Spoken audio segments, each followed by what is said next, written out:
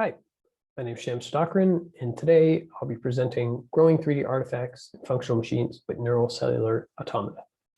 This work was done by the team, including myself, Djordje, Siyan, Adam, Elias, Claire, and Sebastian. And this is joint work with IT University of Copenhagen. So to get started, the motivation for this work can be seen in this video, which shows the growth of an alpine newt from a single cell. So we see it starts with a single cell, which splits into two cells, and then those cells split into two cells, and this process repeats itself over and over again until a complex organism is finally grown. And what's awesome about this is that these cells do so only using local cell-to-cell interaction and self-organization. And this is because there's no global controller. It literally expands out from a single cell. So it's amazing that it's able to grow such a complex creature like the newt. And now these cells end up becoming very diverse. They have different purposes, and they sort of act as like the building blocks to this newt. Like there's blood cells, skin cells, heart cell, etc. And in our pursuit of creating complex artificial life, the question we're really trying to solve or trying to answer with this work is how can we create artificial cells that, similar to biological cells, can grow complex artificial organisms solely through local cell-to-cell interaction. So to start, a simple representation of local interaction between artificial cells can be found in Conway's Game of Life, which is a form of cellular automata. And the cells are actually represented as either a 1 or a 0 in this two-dimensional grid. It could be any dimension, really, but in this case, it's two-dimensional. And the Game of Life is an iterative process. Cellular automata in general is an iterative process. So each step, each cell uses its neighborhood information to, and in addition to these rules, to determine whether or not it should live or die in the next step. And this can result in very interesting patterns, like this glider gun pattern. And while it's very cool and interesting, Game of Life is limited in that these rules are static and they're not really learned. So there's no real purpose to it. And some work that tries to address this problem is CA Neat. And they actually replace the cellular automata rule set with a neural network. And this is a CPPN optimized by Neat genetic algorithm. And the goal is to grow these patterns from a single cell. And each cell basically passes in their neighborhood information into these inputs, and the network will output whether or not the cell is alive or dead or a particular color or state. And the fitness ends up being the difference between the grown pattern and the target. So it works pretty well, but the authors note that it struggles on more complex patterns. But the process of replacing the cellular automata rule set with the neural network can be used in more complex environments, such as the environment shown in the work Regenerating Soft Robots through Neurocellular Automata. And in this work, the rule set is represented as a feed-forward neural network, which is evolved. And the fitness is actually how well the robot is able to move. And as you saw, the method, or the NCA, was able to grow simple functional robots and even regenerate simple functional robots that were actually able to move. However, similar to the previous work, it struggles on more complex robots. So one approach that helps the NCA grow more complex artifacts in general is by making the process differentiable. So in this work, growing neurocellular automata, the rule set is replaced with a convolutional neural network, and the cells are actually pixels. And the goal is to use this iterative process to grow an emoji from a single cell.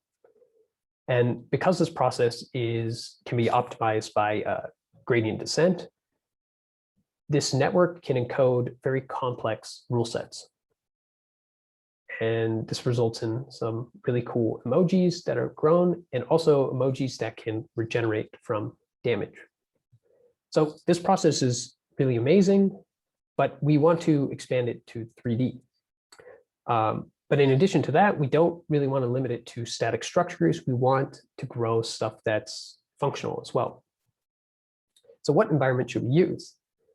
Well, probably already guessed it, Minecraft. So we chose Minecraft because it's simple but flexible. You can grow these amazing complex static structures and also create these simple moving functional robots and redstone circuits that can actually be used to create something as complex as a real computer in Minecraft. So the possibilities are really endless. And the interface that we use with Minecraft is the EvaCraft API, which is a simple Python API that allows for spawning of blocks, removing of blocks, and interaction in Minecraft. So now that we have Minecraft, we want to actually grow stuff in there. So first things first, we want to represent the cell. So since Minecraft is this voxelized environment, we can represent the cell as a block in this three-dimensional grid. And each cell actually has a set of channels. The first set of channels actually encode which block type the cell should classify as. And the next cell, or the next channel, is the alive channel, which is used to determine whether the cell lives or dies in the next step. And the remaining channels are the hidden channels, which encode information over time. And this is similar to the hidden state of an RNN. So similar to the 2D version and other NCA or CA approaches, this is an iterative process. And this is a single step, which starts with this 3D grid of cells. And this grid is passed into this 3D convolutional network, which captures local neighbor information. And that information is passed into this multi-layer perceptron, which calculates single cell updates for every single cell, which get added stochastically to the previous state. So now we have this updated, these updated cells. And finally, the alive mask is used to determine which cells live or die using neighboring cells' alive channel values. So the overall training procedure is also very similar to the 2D approach, where we start with one living cell in the center of the grid, and we run the NCA, and we try to minimize the loss between the grown structure and the target structure. And the loss is composed of a cross-entropy loss, which measures the correctness of the predicted block type of each cell and its corresponding target block type. And the second loss is this IOU loss, which we introduce to help stabilize training by penalizing false error blocks. Because since these structures are actually padded, there's a class imbalance problem where there's a ton of error blocks. And without this IOU loss, the NCA ends up over-predicting. And all these details about the training procedure and the cell representation in the single step are found in the paper if people are interested. And here are some experiment details. We ran the NCA on many different static structures, some incredibly small, some very diverse and large, and also some functional machines, which one of them is very small, and one of them, the caterpillar, is composed of the small one, the flying machine, and is very large. And these, as you can see from the training curves, the NCA is able to learn and learn to grow these structures and artifacts consistently. And there are some, like the extra dark oak and the cathedral, that are harder to grow, but the NCA still makes progress towards them. So here's some of the results. Growing the tree from a single cell. It's really pretty. And here's a more complex structure, the apartment block, which actually has a ton of diverse interiors, which the NCA was actually able to replicate really well. So we were very surprised and excited about that. And here's the functional machine, the smaller one, the flying machine, it's grown. Here's the bigger one, the caterpillar. And it's actually made up of a bunch of the smaller flying machines, as you can see here. And when the NCA was actually trained with damage included in the training, it gained this regenerative ability, which also allowed the artifacts to be able to replicate themselves. Like the caterpillar cut itself in half and it regenerated into two, which is really cool. So some interesting results. Even when the NCA is not explicitly trained for regeneration, it's able to recover from some damage, as seen in this tree, where the top is completely cut off, but it's able to generate a lot of its roots and its leaves, which shows that there's some inherent robustness with the local cell-to-cell interaction, which is really awesome. And the interiors, this is an example of like the TV living room where the NCA generated like the sofa, the TV, the entertainment center.